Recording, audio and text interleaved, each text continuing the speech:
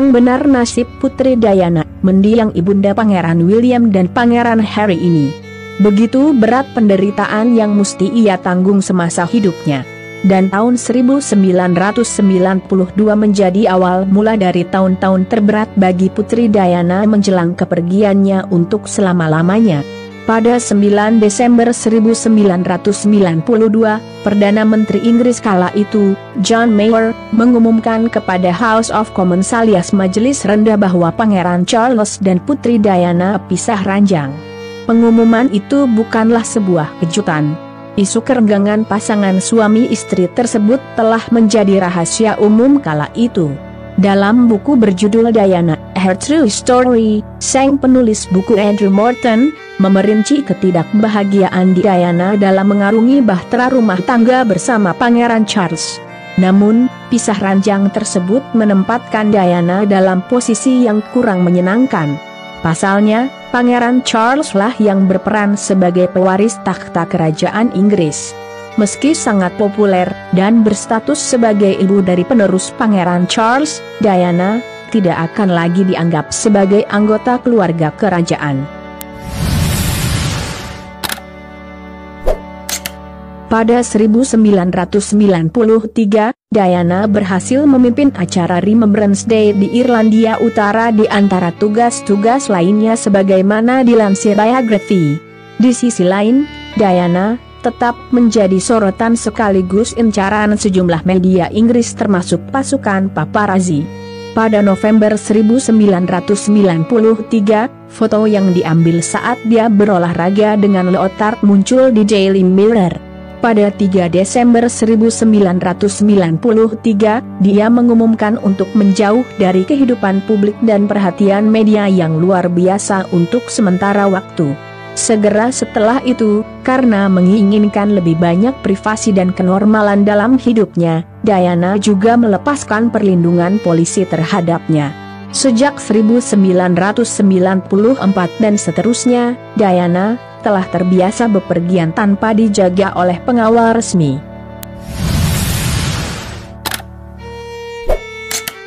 Paparazzi, yang sangat suka bahwa Diana tidak dijaga, semakin gencar memburu ibunda Pangeran William dan Pangeran Harry ini, sebuah praktik yang berlanjut hingga malam kematiannya. Pada 1994, sejumlah media yang tak bertanggung jawab menyatakan bahwa Diana telah melakukan panggilan telepon ke rumah seorang pria yang sudah menikah. Sebuah buku berjudul Princess in Love yang ditulis Anna Pasternak lantas terbit. Buku tersebut mengungkapkan detail tentang perselingkuhan Diana dengan perwira militer bernama James Hewitt. Sebagai balasan, pada tahun yang sama, Pangeran Charles tampil dalam film dokumenter berjudul Charles, The Private Man, The Public Role. Dalam film dokumenter tersebut, pewaris takhta kerajaan Inggris bergelar Prince of Wales itu mengaku telah berselingkuh dari Putri Diana. Banyak orang yang memperingatkan Diana untuk tidak berseberangan dengan keluarga kerajaan, dan sang putri tahu bahwa keluarga kerajaan tidak akan menyetujui wawancara di depan kamera. Namun diam-diam, dia membuat janji wawancara dengan Panorama BBC.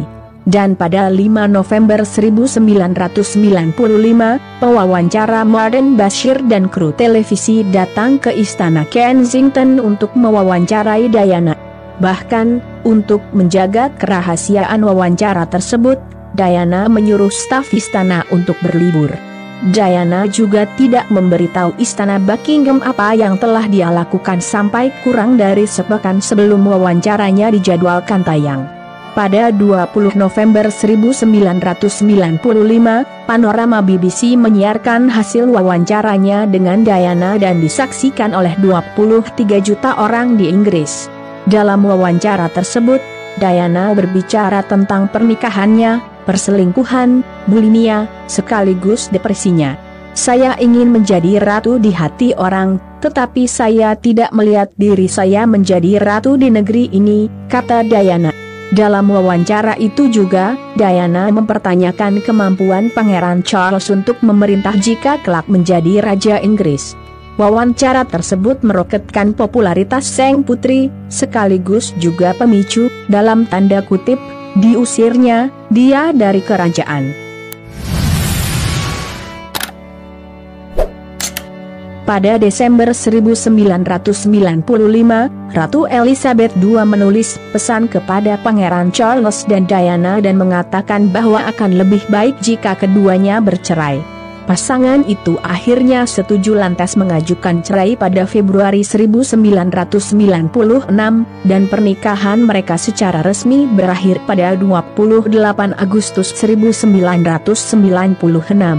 Setelah itu, Diana menerima 17 juta pound sterling sekaligus hak asuh bersama atas Pangeran William dan Pangeran Harry. Namun, meski dia masih dikenal sebagai Princess of Wales, dia tidak lagi memiliki gelar yang mulia. Dia telah sepenuhnya, dalam tanda petik, diusir dari keluarga kerajaan.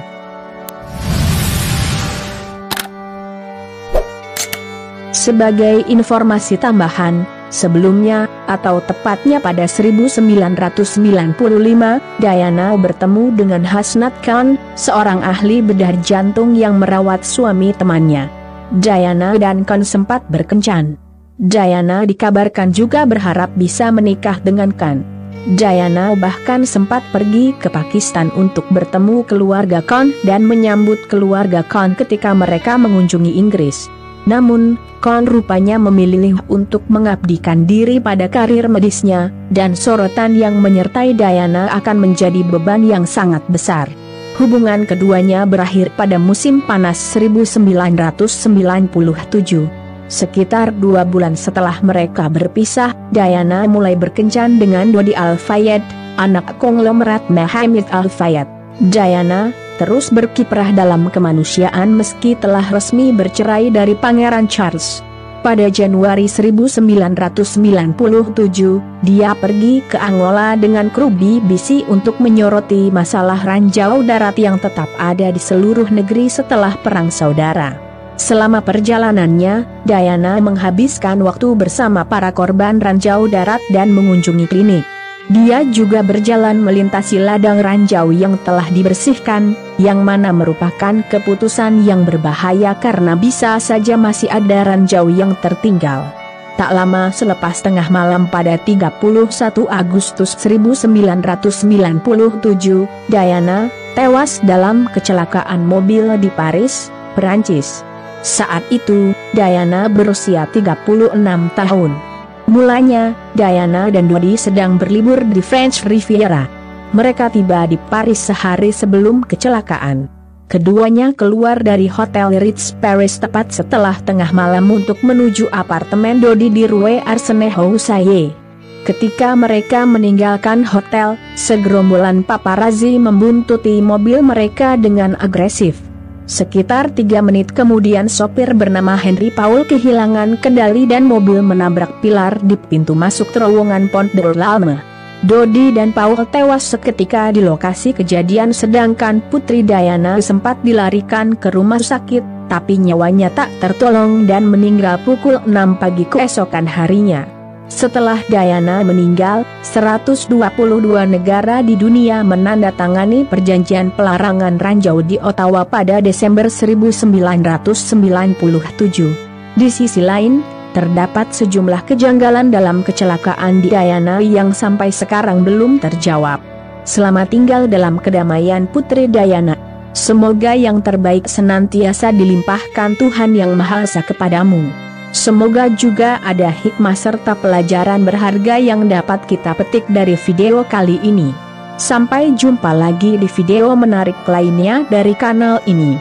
Jangan lewatkan video terbaru dari kanal Yuda Putra Kusuma. Salam sejahtera selalu buat Anda sekalian. Terima kasih.